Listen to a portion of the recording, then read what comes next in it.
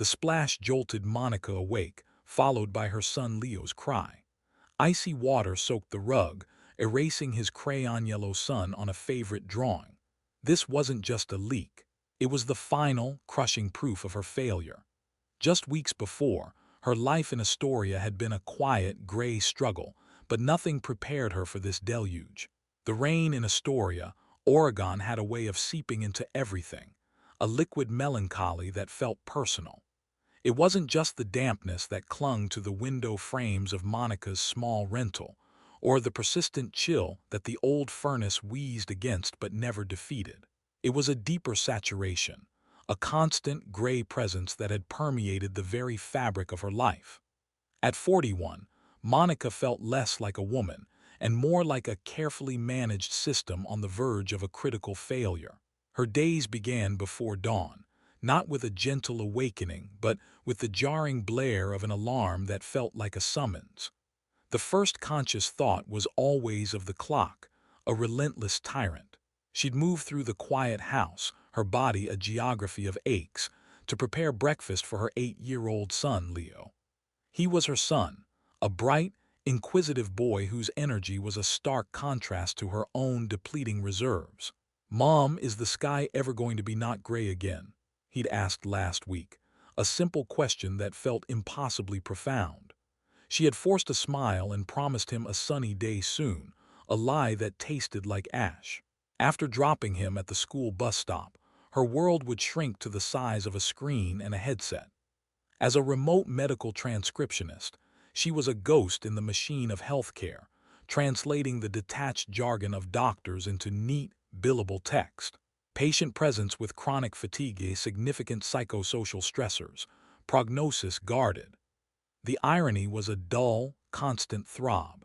She documented the frailties of strangers while her own resilience was worn down to a thread.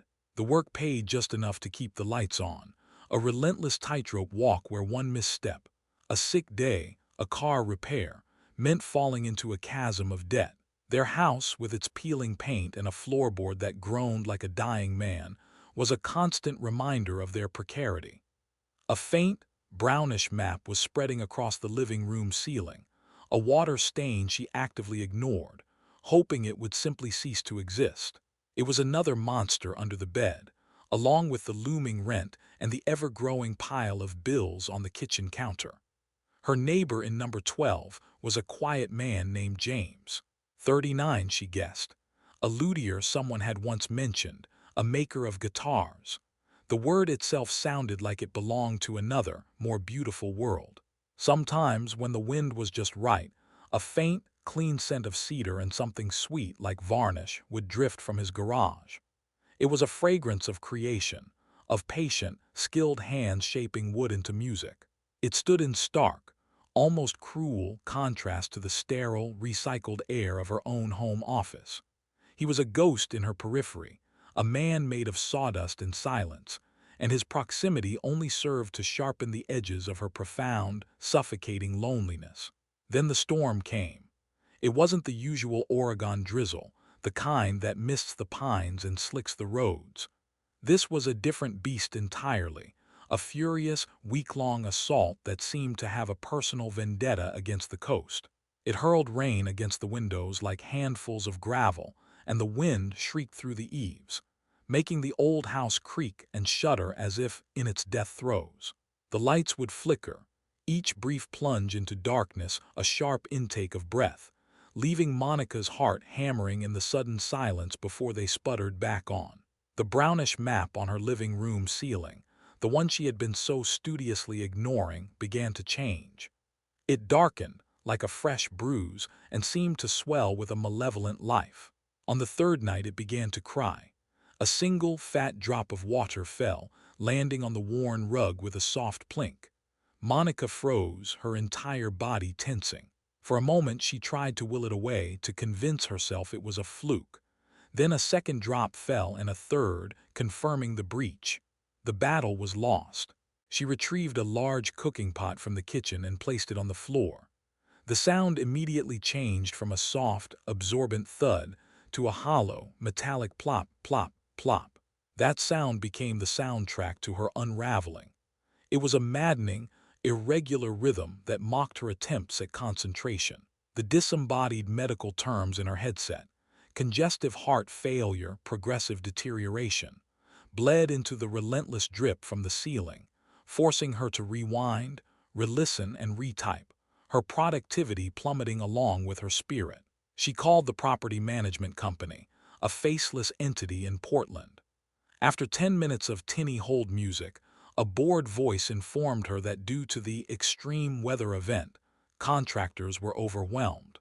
"We'll log your request, Miss Evans," the voice said, devoid of any empathy.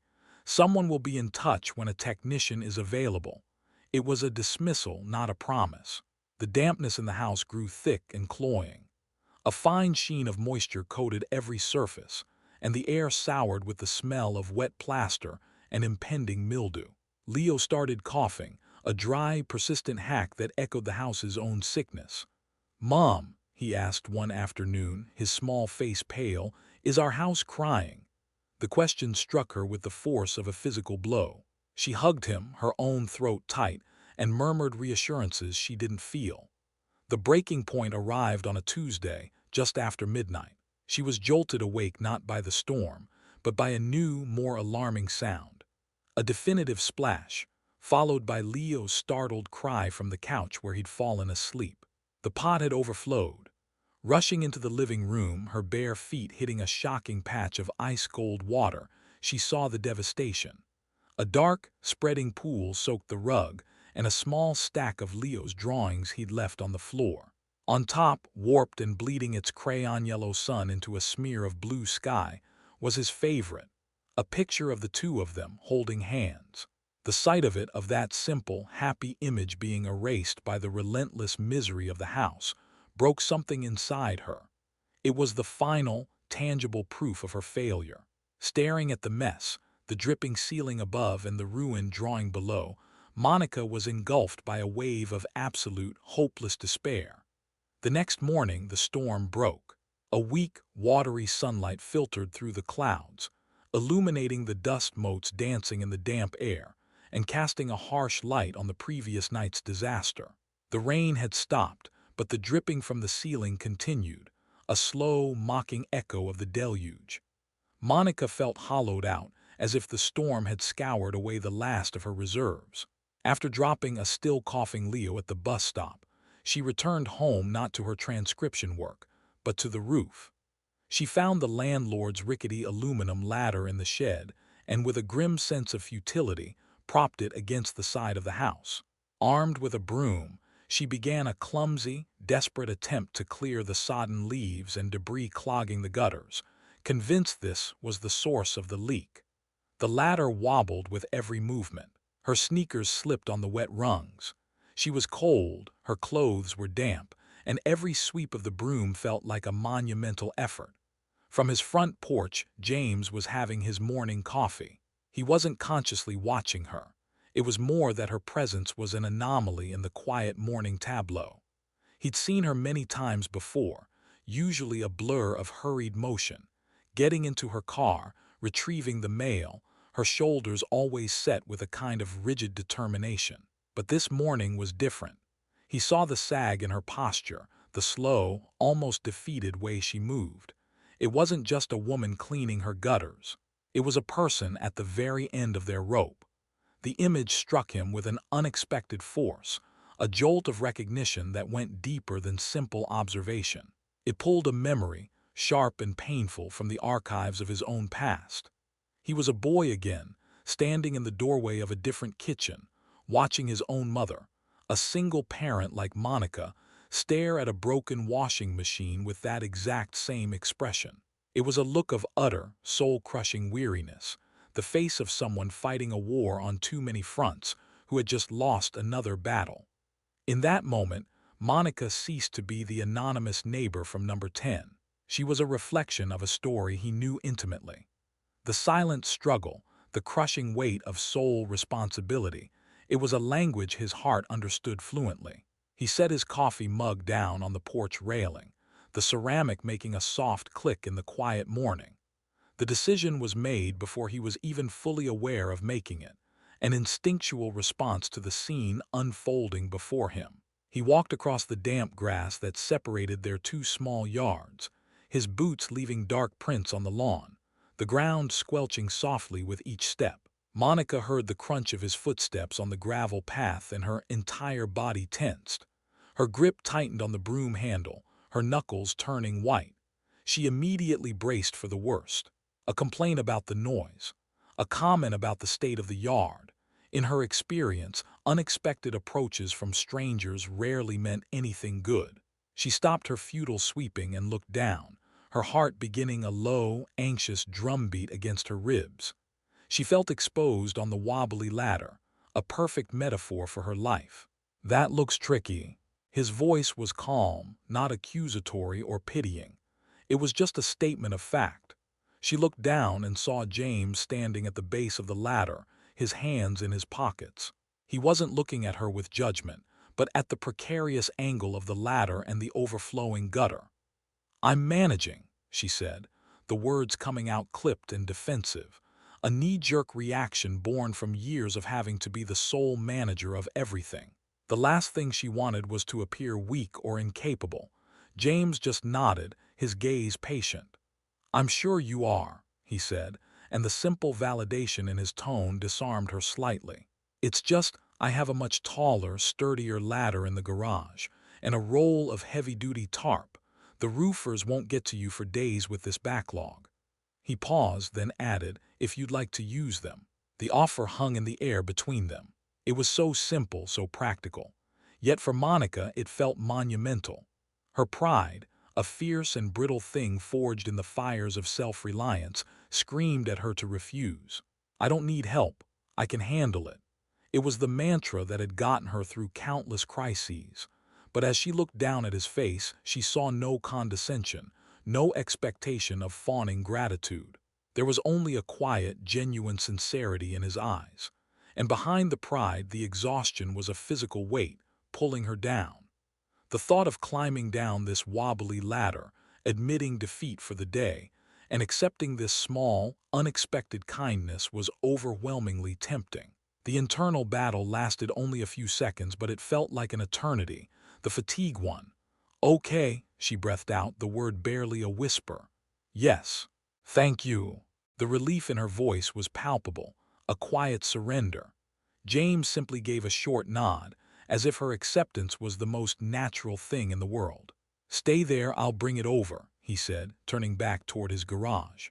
Within minutes he returned, not just with a solid, professional-grade extension ladder, but with the promised roll of tarp, a staple gun, and a pair of work gloves. He didn't just offer the tools, he offered his help.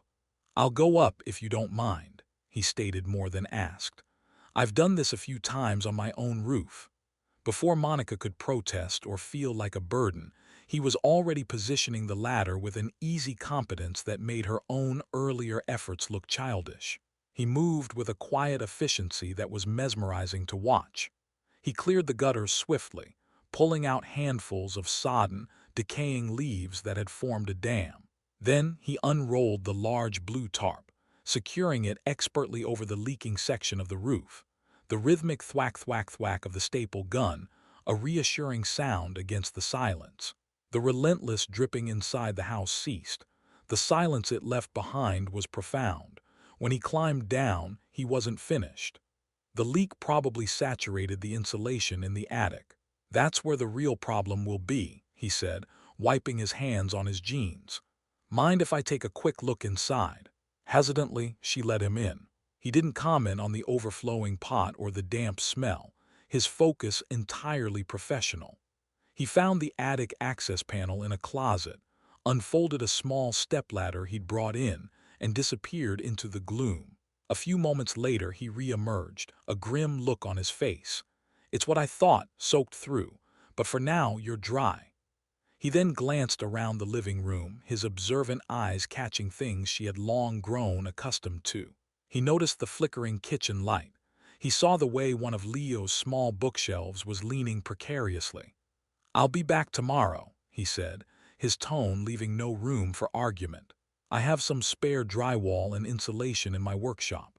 I can patch that ceiling properly for you, And I can fix that light too." True to his word, he returned the next day. For 2 glorious hours, the house was filled not with the sound of dripping water, but with the quiet, purposeful noises of repair. The hum of a drill, the scrape of a putty knife, the soft murmur of his voice as he worked. He didn't just fix the major issues. He secured the wobbly leg on Leo's drawing desk. He tightened the loose hinge on the pantry door. And most remarkably, he engaged with Leo. He showed her son how to use a spirit level, letting Leo hold it against the bookshelf and declare it perfectly straight. He gave him a small, unimportant piece of wood and a child-safe screwdriver to help. Monica sat at her kitchen table, a mug of hot tea cradled in her hands, and just listened. She listened to the gentle sounds of her broken home being mended.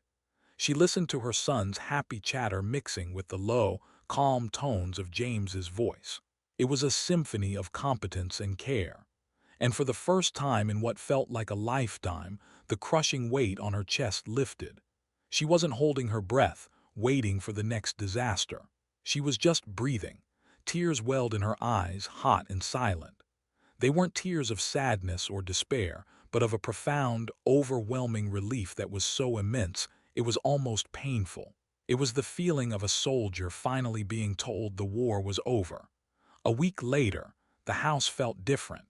It wasn't just the absence of the leak or the steady glow from the new kitchen light. The very air seemed lighter, the oppressive dampness replaced by a clean, dry warmth. The ceiling was a smooth, unmarked expanse of white, the patch James had installed invisible. The floorboards no longer groaned under her feet. It was more than a series of repairs. It was a restoration. The house felt less like a temporary shelter and more like a home again. The change in her surroundings was mirrored by a change within Monica. The deep-seated fatigue had begun to recede. She slept through the night, a deep, uninterrupted sleep that had been a stranger for years.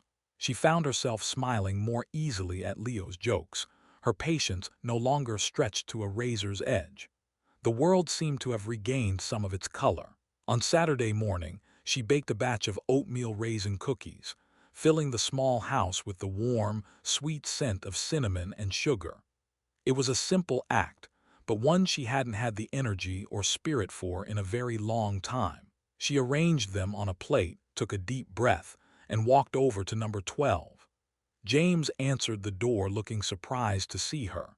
He was wearing a simple t-shirt dusted with fine sawdust, and the clean scent of cedar from his workshop clung to him.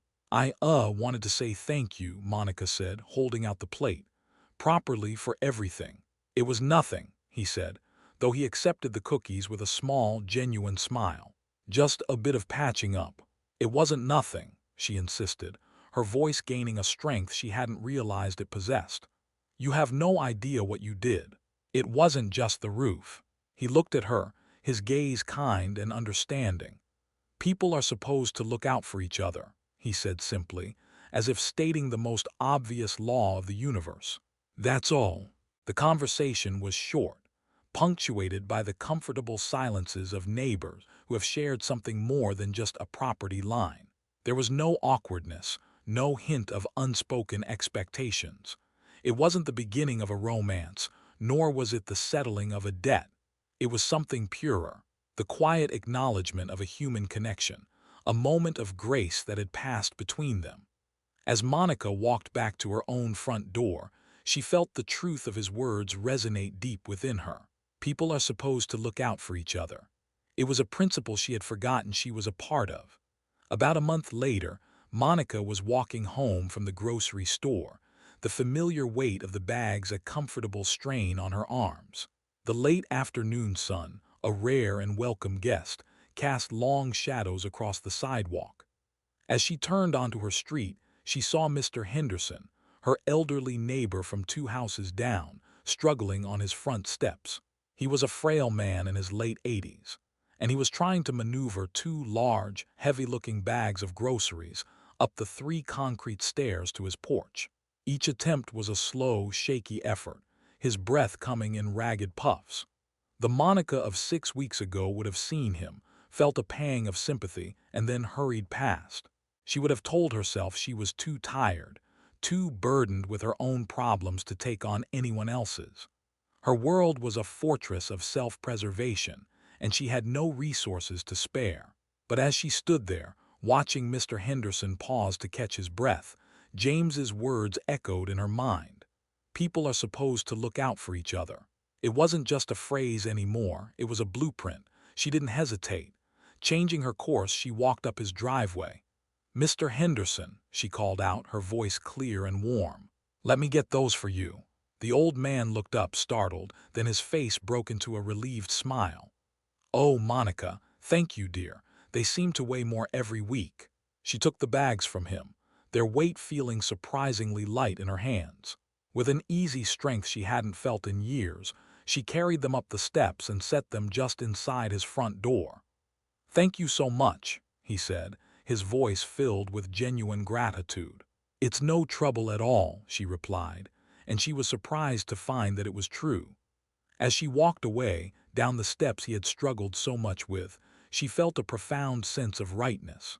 It was a quiet, powerful feeling, a warmth spreading through her chest that had nothing to do with the afternoon sun. James hadn't just fixed her roof and her lights. He had repaired something deeper, something she hadn't even realized was broken, her connection to the world around her. He had given her a gift, and now she was passing it on. The chain of kindness, once broken, was now linked again, with her as a vital part of it.